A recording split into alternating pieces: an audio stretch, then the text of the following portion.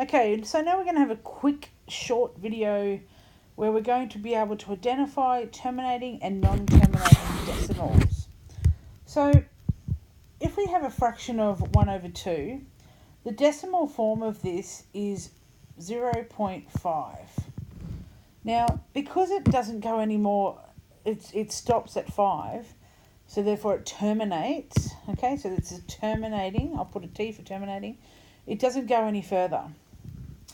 But if we were to have, say, 1/3, the decimal is actually 0.333, and it literally continues.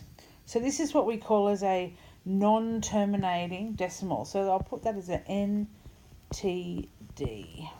Okay. So let's have a look at a couple more, just so you completely understand. So if we have 3 over 4, the decimal version of that is 0.75, and it terminates at the 5. So that's a terminating decimal.